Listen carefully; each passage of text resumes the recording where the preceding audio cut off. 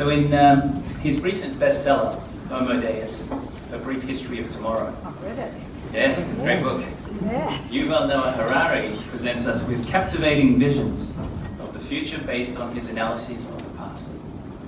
For thousands of years, the same three problems have plagued humanity: famine, plague, and war. And yet, as we embark upon the new millennium, these do not seem to be the problems of tomorrow. What will humankind do when famine, plague, and war are no longer its primary concerns?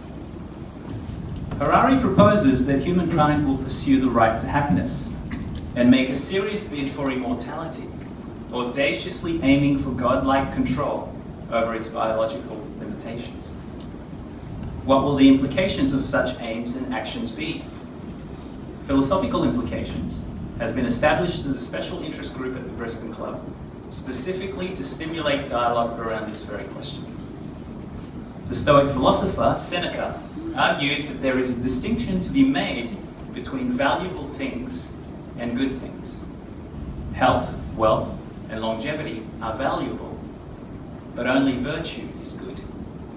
At the core of his argument is the view that the pursuit of what is valuable is ultimately steeped in anxiety and misery, while the pursuit of what is good by way of virtue is the only path to enduring happiness. Now, we are not in a position to determine whether Seneca was right or not, but as visionaries and innovators of the future, it is incumbent upon us to give serious thought to the kind of world we are bringing about. Are we mindlessly pursuing an excess of what is valuable to the detriment of what is good? The French philosopher Jean-Paul Sartre argued that as conscious beings, we are free when we transcend the particulars of our circumstances. Our circumstances define us, and we are only free when we go beyond the frame of these circumstances. They can be either pleasant or unpleasant. Presently, we find ourselves in a world of accelerating research and technologies and of increasing wealth, much to the dismay of the rest of the planet. We are inclined to think we are free because we are prosperous. But this prosperity is merely the particular circumstances by which we are presently defined.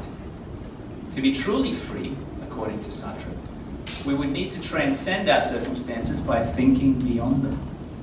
Quoting Harari, during the agricultural revolution, humankind silenced animals and plants and turned the animus grand opera into a dialogue between man and gods. During the scientific revolution, humankind silenced the gods too. The world is now a one-man show. Humankind stands alone on an empty stage, talking to itself, negotiating with no one, and acquiring enormous powers without any obligations. It is not without a twist of irony that the Philosophical Implications Special Interest Group proposes to dialogue on such grand topics while dining within the confines of our luxurious club. Yet, even though we are some ways from Seneca's Stoic ideals, we ought not deny ourselves the opportunity of meaningful conversation. The group plans to host 5 events this year, where we will invite both emerging and prominent researchers to present their work to guests over dinner. The presentations will be followed by a philosophically inspired Q&A that will probe the underpinnings and implications of current research. Please look out for the promotions throughout the year, and do send me an email to register for our list. I hope to see you soon so that together we may contemplate the future of our world.